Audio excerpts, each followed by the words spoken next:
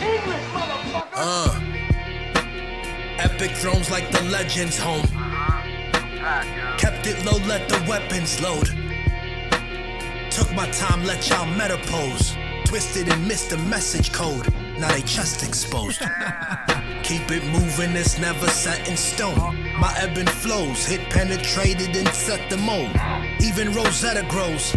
Beautiful prose like I slept in Vogue. The blessed bump me at higher decibels.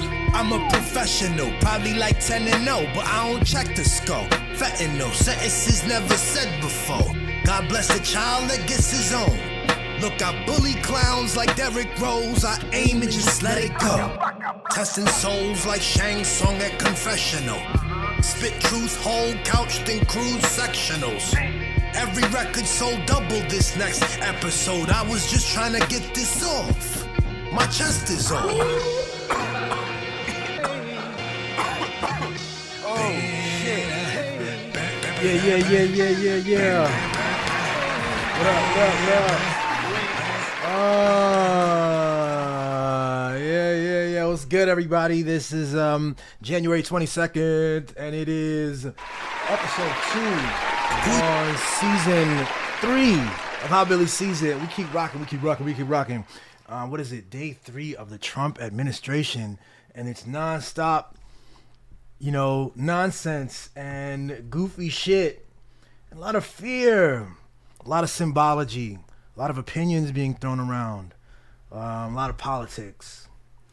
And we're going to talk about some of that today. Yeah. Listen, man, I said it before, and I'm going to say it again. I want to get into all kinds of stuff and talk about all kinds of things here, but I also want to have an elevated conversation? Is that what it is? Is that that can work. Maybe we call it elevated, but I guess what I really mean is I want us to learn something. I don't want to just have or take away something. I don't just want to be, you know what I'm saying, like playing into the trends, like, oh, look what the right wing did.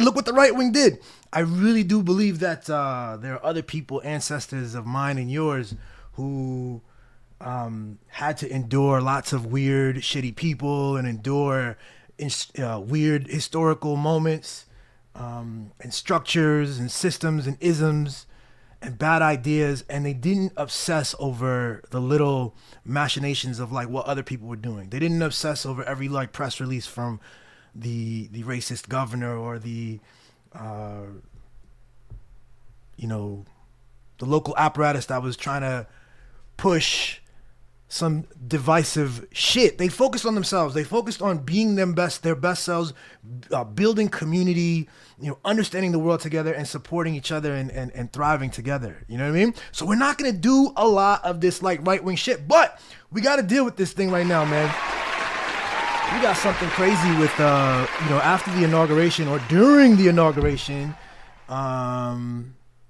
the big T is all about Elon Musk's salute here. I don't know. Can everybody see that? Let me zoom this in. Yeah, yo. Side to side, we see what was going on there. Look, I'm not big on just attributing people's ideas to Hitler. I feel like we've done a lot of that in history, and it can get kind of cheap and it can get kind of easy, but it's really interesting and it's really telling how people are responding to this moment. I wrote on Facebook, let me come back to full screen here. I wrote on Facebook, like, you can't be a genius, this incredible unrenowned genius, renowned genius, but never before seen genius who is also so socially and awkward and inept that you would make this gesture twice in a row in 2025 on a national stage, on a national political stage, And I think it's just nutty that some people don't see things. Like, you literally do not see things. This goes to what I've been talking about for quite some time. There's something about perception. There's something about our ability to see and our willingness and our ability. You have to combine the reality of the outside world with an internal experience, with an internal desire to understand what is true. Absent the words, absent the identity, absent the the lines of demarcation that are all made up, right? Because people don't want to see this stuff. Here, let me go to a split screen. This video was just put out, and it's called "We Ask MAGA How They Feel About What Elon Musk Did." I'm at the inauguration. Elon Musk just gave the Sig Heil, and MAGA hasn't been told what to think about it yet. So I'm gonna just ask them what they think about it. Let's get an honest reaction. Hey, look at this. Did you see this? Did you see that? Yep. Elon Musk, he's talking. Yep. Is it Trump's way? Okay. What was he saying? I mean, what can you be saying? What is there to be said at that point? I don't know. The rocket's shooting off into space, and he's like, and they're going, shoo. My heart goes out to you. Oh, okay. The rocket shooting off into space. That's actually a clever one. You can see that. They're showing all these pictures too on Twitter of like other left-wing people, other politicians who've had their hand up. So of course there's the still image of the gesture. But then there's the video of the gesture. We'll get more into that. The still is one thing, but the video of the gesture really sets what Elon Musk did apart. Hey, my heart goes out to you. All right, that's cool. Interesting. That's All a right. It's going out. So his heart. My heart's going out. My heart going out. Flying out. What do we think of this? My heart goes out to you. Look, right, and then he goes like this. He goes, I have no idea. That looks like AI to me. but what if it was real? It was real. I don't know. What if it was It's real? yeah, I have no idea what that is. It looks like AI because it's Elon Musk that did it. You know, if it's someone else that did it, okay. No, that's a real thing. That's real. fake though. Just It looks fake. So I'm trying to get people's reaction. What do you think about that? You want me to read it? No. What do you think about it? Oh, Look just at Elon in general? Elon. No, look at His hand signal? the hand signal. Yeah. He's a Texas Longhorn fan. It's, Oh snap, son. I mean, come on. Come on! What do you think about He's that? in Texas. Oh, He's that's a it. Longhorn fan. He's a what it Longhorn is. fan. Yeah, see. You guys here for the inauguration? Yes, sir. Look at this. What do we think about this? No interview. No, it's a heart. It's a heart. It's a I heart. know you're fake news. I know you. Yeah, fake news. I know Yes. you're fake news. It's a heart. Listen, if you see someone with the Sig Heil, it's just they're trying to let you know that their heart goes out to you. If someone's in your neighborhood, they're marching, and they do the Sig Heil, you know, it means their heart is going out to you. What do we think about this? Look at this. Look at that. I love him. I love him so much. All right, let me skip forward to like this one. Thank you. Come on, what do we particular, I thank you thought for this guy right here. Elon's performance here? Let me guess. He puts his arm up. Is that what you're gonna show? Come on, what do we think about this? I'm not in any political position to say. That's way out of my price range. Yes, he's a billionaire. Do I think? I'm not in any political position to say that's way out of my price range. He's a billionaire. He says a lot right there. The thinking, the idea that there is some range of like ability to speak, that Elon Musk for sure has the money to speak on just about anything, and he's in some other range, and so he has to let stuff go. It really is, I think, a root belief of a lot of the MAGA stuff. This hierarchy, and particularly the money I hierarchy. think that's okay. No. Do I think he'll make an apology about it? Yes. Says that context will definitely get taken out of the wrong way. So as a human being, we can agree that that is weird. Correct. I can agree with that. Okay. Thank you so much for just saying that is weird. I gotta skip That forward to wouldn't this. even be allowed there. My state is very blue. It shouldn't be allowed anywhere. Shouldn't be allowed anywhere. I I'm personally, from New York too. I'm Brooklyn. I'm Brooklyn. Oh, you're like I'm Coney Island. yeah. That's the heart of Brooklyn. You're in the Brooklyn part of Brooklyn. I'm Brooklyn part of Brooklyn. I don't know what the Brooklyn part of Brooklyn is, but I do know that the heart of Brooklyn is not Coney Island. I don't know where my man got that from. I had to get to that before we let this person go real quick. If we're talking about the heart of Brooklyn, I would go with maybe like Crown Heights or Bed-Stuy, Flatbush, something like that. I would not go with Coney Island, even though I love Coney Island and I used to go to middle school there. I went to Mark Twain Middle School, yo. JS 29, is that the number? Mark Twain. Anyway, loved it. Love Coney Island. If you're a right winger and you assume the identity of right wing, you train yourself not to see things. You become skilled and adept at not seeing things, at not internalizing things. You become skilled and adept at finding interesting, creative narrative structures so that you can normalize certain things. And certain things have to be good and normal and accepted, and other things have to be treated with a great deal of disdain and fear and anger. And that's just what they do. And we've been taught this. We've been taught this by people who have unserious, disingenuous conversations on television and have trained us into the idea that there's a benefit to this, that this capacity to debate, to formulate narratives, to creatively orchestrate arguments for an end goal, that is the value proposition, and that is what people are trained on. And by doing that, I'm telling you, I think psychologically, that has now warped us where we're no longer capable and interested, because they're the same thing. You have to be interested in order to be capable. You have to love truth in order to call things what they are.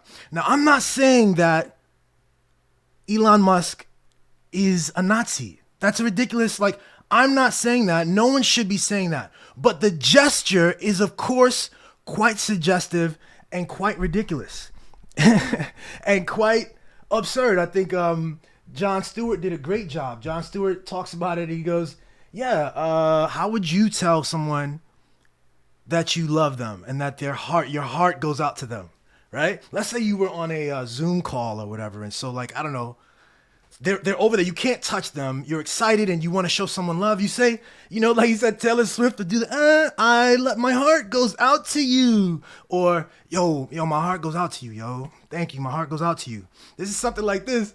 That aggressive gesture, people just don't want to see what is. They refuse to see what is. And so there we have it. And we're stuck with that. We're stuck with that. Every day we have to watch on X, on Facebook, and even among the professional classes of like the chattering professionals, we have to deal with this kind of kind of weird stuff, this kind of inability to see what is. So again, I think that we are, we're moving in such a phase that things are moving so quickly. AI generated stuff, as that woman thought it was AI, it wasn't.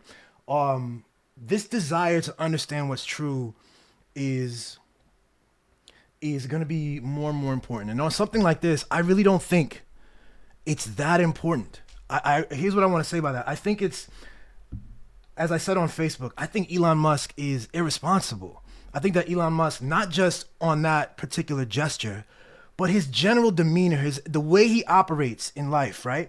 This is a man who, perhaps the richest person in the country, now sitting deep in like executive power, very close with the incoming president. They've created this whole agency, the Doge thing, that they're marketing and presenting as this like innovation for government.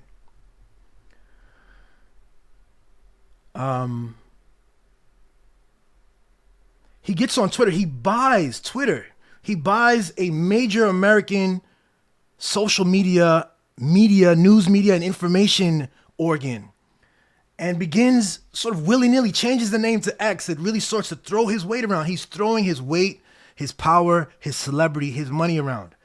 And at the same time, choosing to be a troll, like choosing intentionally to be very trolling and to stir up controversy. I mean, here's a whole thing. Let's look at, this is something that Bernie Sanders posted, by the way. Split screen. Bernie Sanders posted this. So this is not some fringe documentary with people making strange claims. This is the sort of the socialist liberal Bernie Sanders here. And this is what he wants you to know about Elon Musk. Like, this is the context about who the man is and what he stands for politically, apart from the stuff that you see all the time, like, as he talks about government efficiency and shit like that in this country. Here's what he's been up to in the past couple months. Billionaire oligarch Elon Musk has long supported right-wing causes here in the United States, including spending $250 million to re-elect Donald Trump. But recently he's decided to take his political project global. How can a single person be able to spend that much money on these political campaigns? It's completely amok, right? We've lost that completely. We've lost the entire plot on the whole idea of controlling funding in these government campaigns, correct? Who's on that? It doesn't seem like anybody's on that. Let's continue. Backing far-right parties in many other countries and using his massive platform to attack anyone who doesn't share his views. Let's start with Germany. In December, Musk publicly endorsed the German Alternative for Deutschland, or AfD, a far-right political party with deep ties to the neo-Nazi movement. Its founder and former leader, Alexander Golan, has said that Germany should be proud of its soldiers in the world wars and that people should no longer reproach Germans for World War II. Another prominent AfD leader openly plays with Nazi themes, shouting at meetings, "Everything for Germany," a Nazi stormtrooper slogan banned in Germany. As recently as 2023, AfD members participated in a secret meeting in Potsdam that included neo-Nazis, where they discussed a mass deportation plan for, quote, non-assimilated Germans. They are also vehemently anti-Muslim. A 2017 AfD manifesto said, quote, "Islam does not belong in Germany. The AfD sees the spread of Islam and the presence of over 5 million Muslims, whose numbers are constantly growing, as a great danger to our state, our society, and our system of values." Despite trying to put forward a more moderate face in recent years, the current party co-leader Alice Weidel has said she sees the defeat of Nazi Germany as the defeat of one's own country by a former occupying power, rather than the country's liberation from the cruelty of Nazism. But Musk seems fine with all this. He has written that, quote, "only the AfD can save Germany," unquote. He has repeatedly praised the party and recently hosted a live stream with Weidel to boost the party's electoral chances.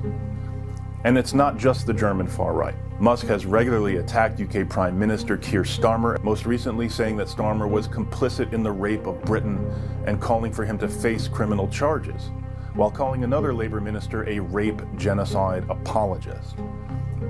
Musk has also repeatedly called for the release of Tommy Robinson, a member of England's openly fascist British National Party who is serving time in prison after libeling a 15-year-old Syrian refugee who was violently assaulted at school. Musk was so angry about Robinson's imprisonment that he suggested on X that the US should liberate the Brits from their tyrannical government. But Musk hasn't stopped with Germany and Britain. Let me just pause that real quick and go to this real quick. 50 million views, almost 2 million votes. I mean, I don't know when they took this screenshot, so I'm sure this is over 2 million votes now. When Elon Musk wants to draw attention to something as a singular person, he has a deep capacity to swing massive amounts of attention towards something, particularly among the people who are following him and seeing him as a hero and wanting to emulate him. But even people who oppose Elon Musk or don't like him, he changes conversations. He moves needles. I did a documentary, or a little mini documentary about cable news about 5 years ago. It's on this channel called Manufacturing Reality. And I try to lay out a history of powerful media moguls and personalities, media CEOs, newspaper owners, many of whom are like now the names that are on the awards that the news journalism people give to themselves. I talk about in another thing. I talk about Ox, the person who bought the New York Times. He was an innovator on news and getting attention. The point was to get attention, to get clicks.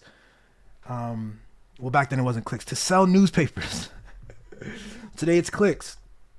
Elon Musk is a modern, very successful version of this.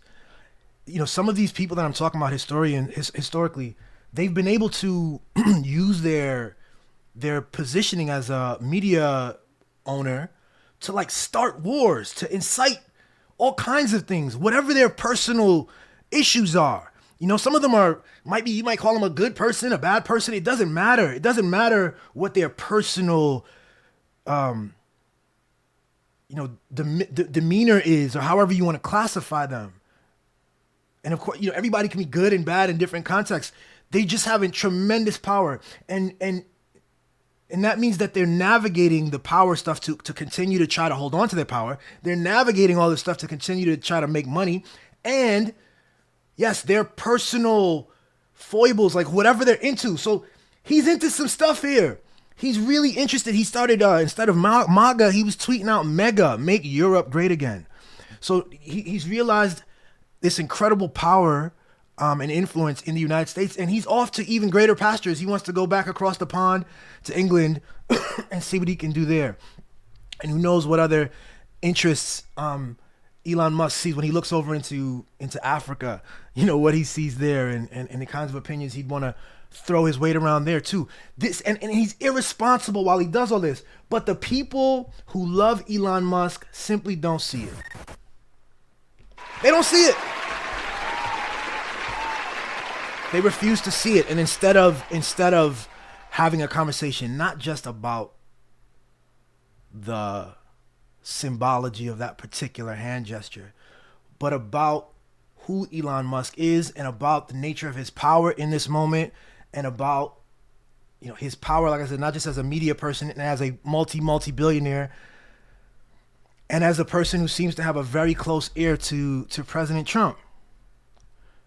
What kind of world can we have when people just can't see stuff and just refuse to see stuff? It's, to me, like, it's mind-blowing to me, this kind of stuff. He won't even address it. From what I'm seeing on his Twitter too, Elon won't address or at least he's saying he's laughing at it. He's saying he's laughing, and he's saying, for instance, oh, this leads into the next video. He's saying, look, how can I be I'm not a Zionist and a Nazi. Ha ha ha ha. He's taking what are two seemingly opposite accusations and saying, well, these two things are incongruent. I can't be both of these things. Thank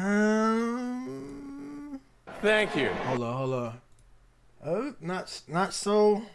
Here it is.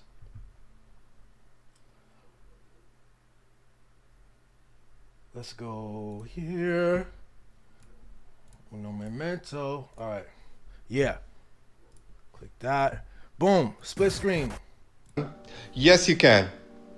Yes, you can. Case in point, Leonard von Mildenstein, SS officer and proponent of Zionism. Let me take you back to Germany in 1933, in which this man offered Zionism and the establishment of a Jewish homeland as a potential path to allow Third Reich Germany to carry out its own ethnic cleansing of its own Jewish population. Evangelical Christian Zionists in the United States would be able to inform you that to be a Zionist doesn't mean to care about Jewish people. Because from a doctrinal perspective, Christian Zionists do not care about what happens to Jewish people. They just want them in a specific location.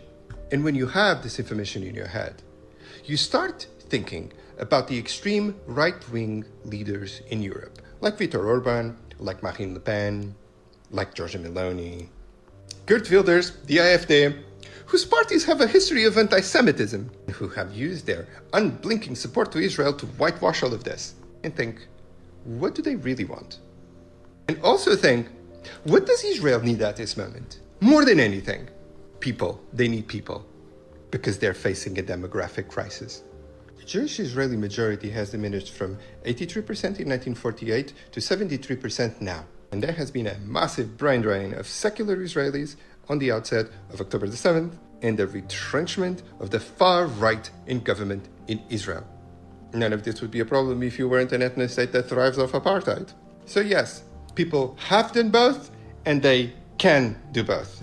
Always remember that supporting a state is not the same thing as supporting the people of that state. And always remember that supporting Israel is not the same thing as supporting Jewish people.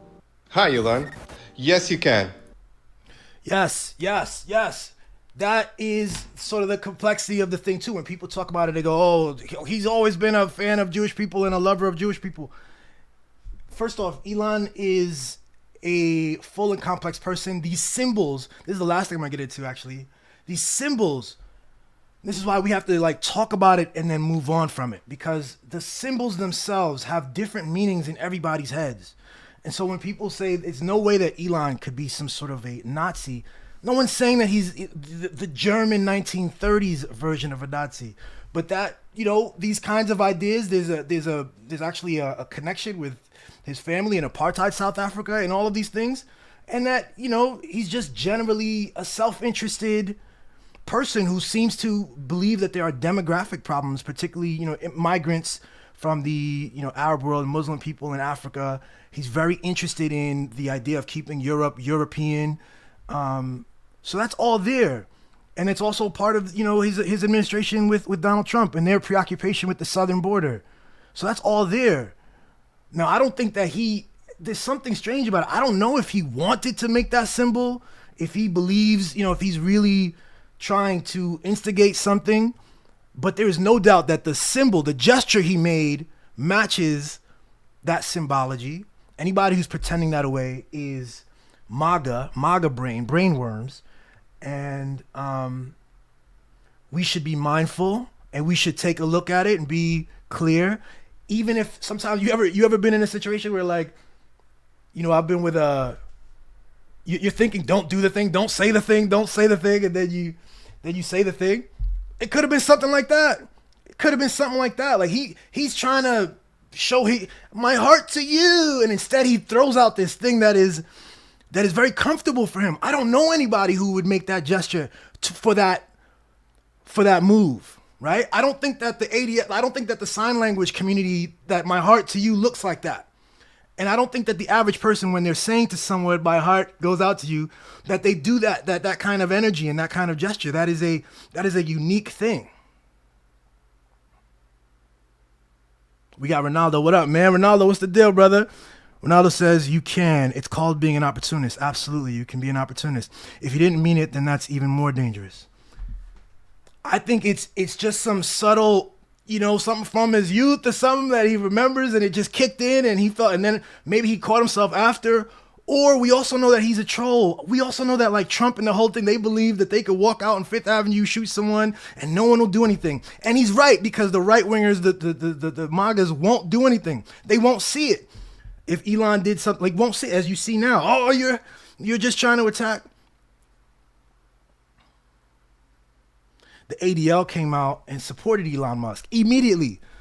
Within hours, the ADL had a release out saying, "Oh, everyone, slow down. Thanks for your diligence on anti-Semitism, but Elon's okay with us." This is the same ADL that made or insisted and went to bat hard against Kyrie Irving, say, for something related to some movie that he was watching. You know, no one should be listening to the ADL about anything. The only reason the ADL has any power or any assumption of power or any influence at all is because they've been granted access to places like the cable news industry, where they show up dressed up in a suit and they say things, they say words, and everyone listens to them like they're a serious person. Meanwhile, this is an organization with some deep ideological problems that people need to look at. So it's so funny that ADL would come out and immediately, for political opportunistic reasons, wants everyone to simmer down. Elon Musk is good. He's not like he's the richest man in the world, right next to Trump. He's not, a basketball player or a musician who we can bully and hold up to black people and say, "Yo, look what we're doing. Make sure you act in accordance." So this is gonna no. Elon Musk, treat him nice.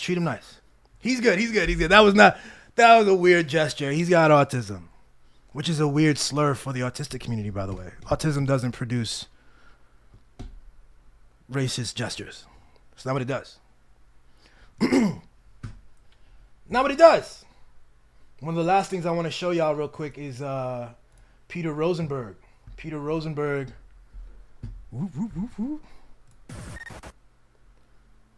Nope, this one. Peter Rosenberg of Hot 97. Well, I don't know if he's there anymore. Big hip hop fame. I think he's a dope person. I was a fan of Peter Rosenberg. People give him a lot of shit, but He also happens to be a Jewish American person. He's been, I think, a major ally and lover of hip hop. And he says, but he replies to the ADL. Let me webcam. He says, but if Nick fucking Cannon or Kyrie Irving say something misinformed, you have to make them go to Hebrew school for a year and bend the knee. Get the fuck out of here, cowards. Yeah. This is all power stuff. These are all power plays, yo. These are all, moves and decisions about what to call things, which is why I'm so excited about language. I'm so excited about the ability that we have that a lot of us don't tap into enough to set the terms of things, because that's what's happening. It's people get to determine what something is and tell us whether we should be upset about it, and then people believe that narrative. And when you realize just how many more narratives are possible, you really start to get an appreciation for how powerful one can be, and what things actually are and what things actually could be.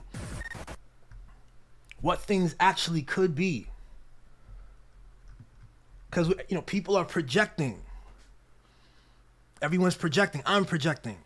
People that I disagree with are projecting, and the people that I agree with are projecting something. We are always in need of being in constant communication with each other.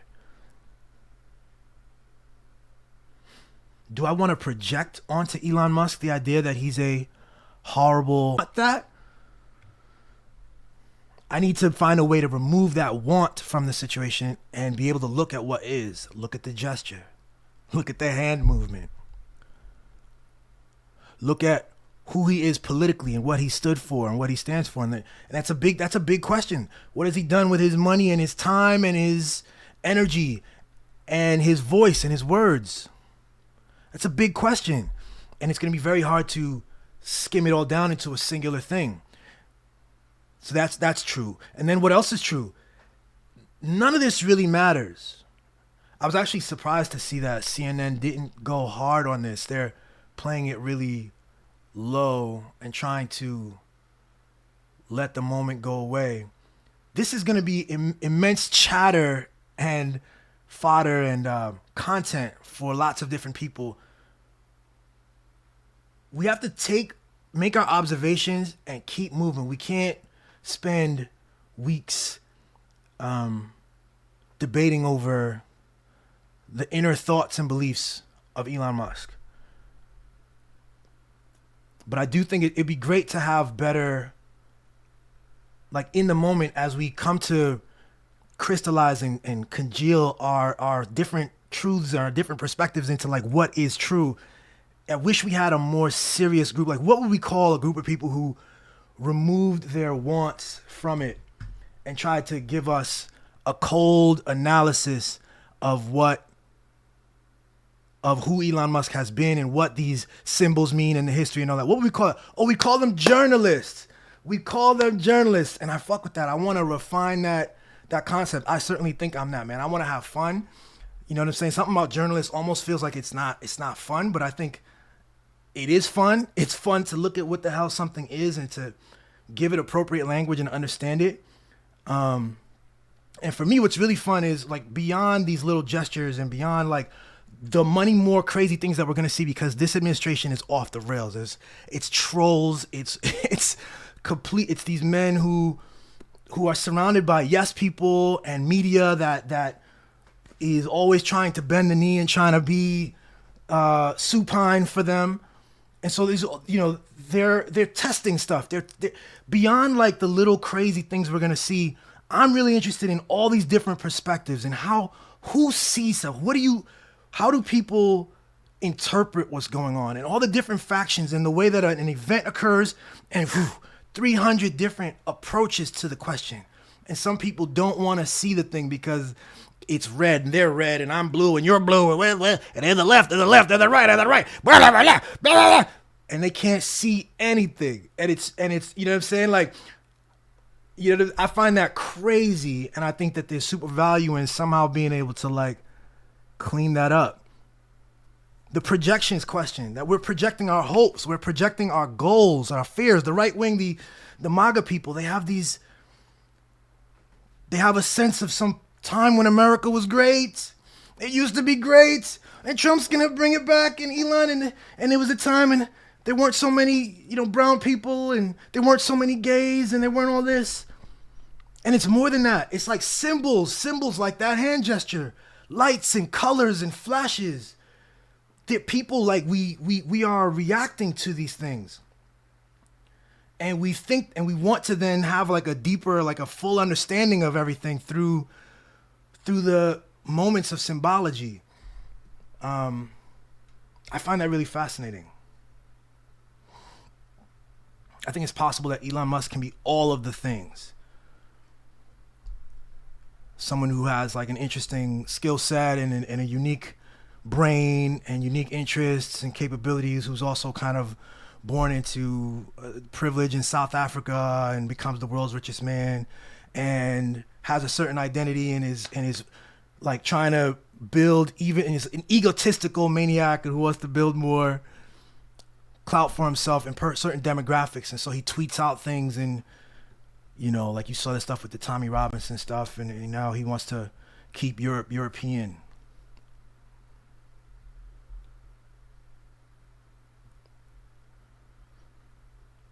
That it's what if it's all there? Can you see it? And if we were to describe someone on the left, and we describe the good things that they perhaps accomplished and how they were kind of better and nice and this and that, and then we also describe the fullness of their shitty stuff and their history and the things that, that are much less flattering, that you can incorporate that, and you could do that too, and you won't block yourself from doing that because you are a member of the left and you're on some left blue shit and you can't see. Because every time you do that, you invite the same energy, the same approach to reality, the same goofy, incomplete approach to reality. You invite that. When you don't see Weekend at Bernie's Joe Biden, you invite we don't see Elon. We don't see Trump's fascist tendencies. We don't see the fact that the wealthiest people in the country are now in the government, teamed up and orchestrating whatever for the next 4 years. I find it nutty. And so, like I said, I think this thing called journalist is a great place. It's a great grounding if we can define it right. Right now, a lot of people define it as simply working at a news content creator. So a journalist is at Vox and at CNN and at Fox News and at Daily Wire and at Common Dream, these all Common Dreams, and at Democracy Now!, that these are all journalists. But no, that would be a bad definition. The definition of journalist that I've been interested in, and I'm going to continue to push, is the one of someone who is deeply interested in ascertaining what is true and using the best language to explain that and to share that. Okay? That's where I'm at with the whole salute with Elon. Let me applause for that. We're gonna do a chop and change it, and now we're gonna go to we're gonna end off with the worst thing on the internet real quick. Okay, you ready? The worst shit on the internet. The absolute worst shit on the internet. The worst shit on the internet is what I'm seeing here. I'm bringing you to the Peterson Academy. This is Jordan Peterson, who came to fame many years ago in a sort of battle for like free speech and queer acceptance in Canada, and particularly trans issues and all of this stuff. And he's moved on. He's actually done quite a few things, touring, and he's seen as this intellectual in some spaces. I think he's lost it. I think there was a time that I actually looked forward to Jordan Peterson commentary on YouTube. This is many, many years ago. And then it just went into the depths of garbage. And then he teamed up with a massive propagandist named Ben Shapiro. and they make terrible content together. So I think it's a mess. But what's happening is, you hear me? I've been trying to talk about the media, this concept of truth and all of these things. There is now, in the market of ideas, people are clamoring for that place that I'm talking about, for that journalist, that description of the journalist, for the place where people can find information and analysis that isn't dripping with like a partisan effort, with like a conclusion at the start, where people start from their conclusion, as I described earlier, and start to like formulate words to defend that rather than to really assess what is. And so here is Jordan Peterson with his Peterson Academy, and he says, education devoid of ideology. This is his marketing strategy. And I just want to point out that this is the worst thing on the internet. The worst shit on the internet. The absolute worst shit on the internet. One of the reasons it's the worst shit on the internet has to do with, I want you to know how similar this is to the CNN sort of Apple concept or the Fox News fair and balanced concept. This claim, it's simply a marketing claim. What does education devoid of ideology even mean? How is that even possible?